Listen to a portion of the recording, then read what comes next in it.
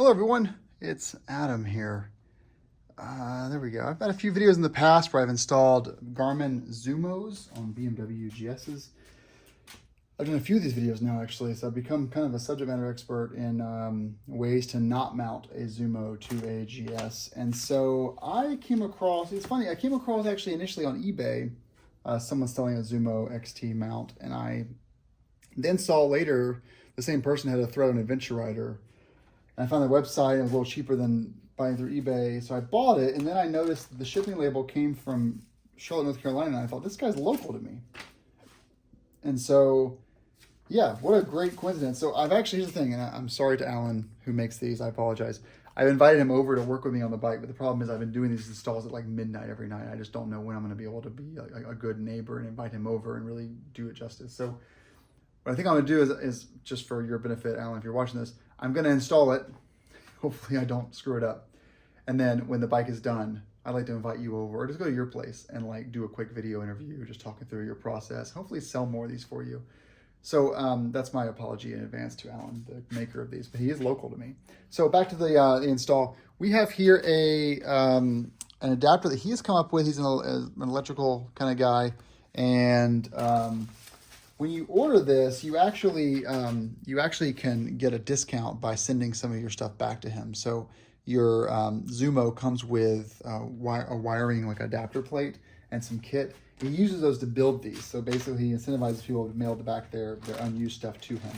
This is the main adapter. I ordered the one for the XT2 because I am upgrading from the XT. XT is for sale if anyone's interested. And so here it is. It is basically, it is going to use the OEM power that your BMW is already outputting to power the nav5/nav6/Connect kit for your smartphone.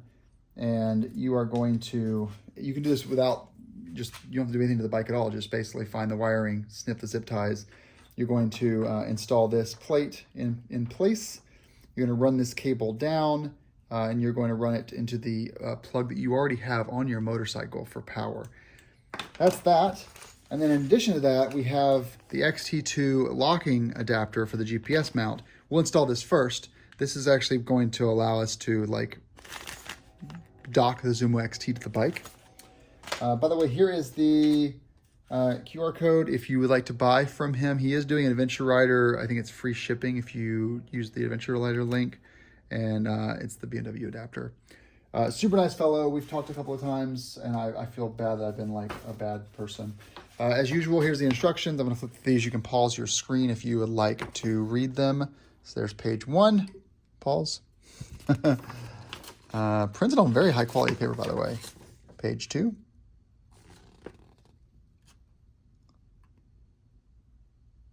Three.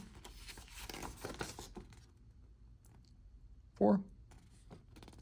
And 5. Let's see, there's a back page. Oh, he's doing double-sided. This guy's crazy. There you go. So I would say pre-sales support has been great. I don't anticipate needing him for this. I just wanted to give him a chance to like sell more of his stuff. I always try to like, if someone is like based in the USA and they're building stuff in their garage, like we gotta support those people. Same with like the Moto Power Puck and the iPhone lock I have, the quad lock, quad lock. Hondo Garage is Perfect Squeeze. It's an American company. They're building them here in the US. I just try to support those people that are small business people creating stuff in their garage. So as you're looking at the instructions here, we are going to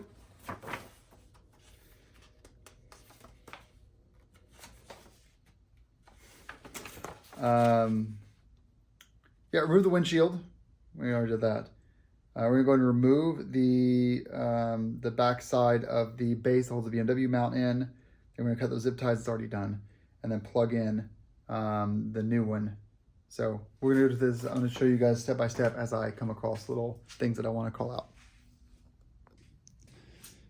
So here are those 4 screws, the back side of them. They have nuts that will fall out when you let these guys, when you unscrew them from the front here. You can see those screws right there.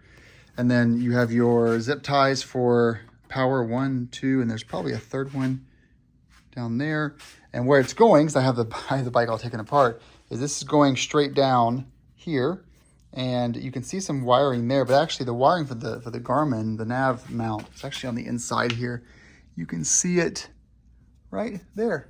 It's a little white plug right there. That's your nav mount. And so you have another zip tie right there to unscrew to get that to come loose.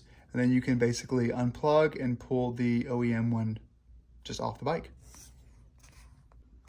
So here it is broken free. Now you just unhook this and then you can run this wire all the way back up once you've unscrewed these 4 from the front of the mount. First status update. So we've removed the Nav 5.6 mount. We put this one in place.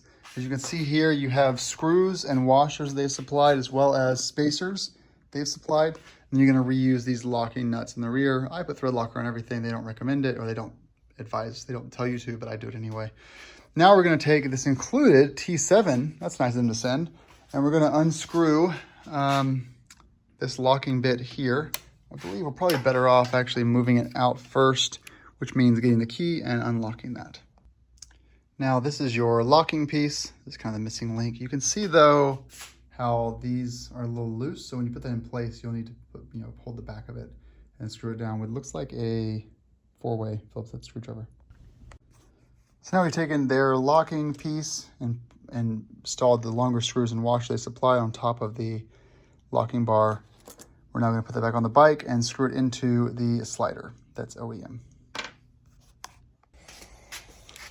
Okay, now for the final moment of the install, we have our Zumo XT2. We're going to grab our key, head over to the bike, unlock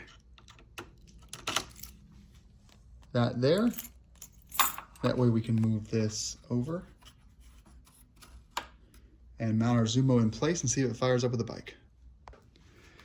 So here's the product on the BMW. You can see actually, like, once this is in place and locked that way, you really, like, once you turn the key and you pull this back to unlock it, it's actually kind of hard to get to that. You can't even see it, but the press button there is actually going to require you, like, I guess maybe you do it from the side, kind of. It's actually not like quick release like the Nav 5 or 6 are, but looks good. Here it is on top of the OEM TFT screen.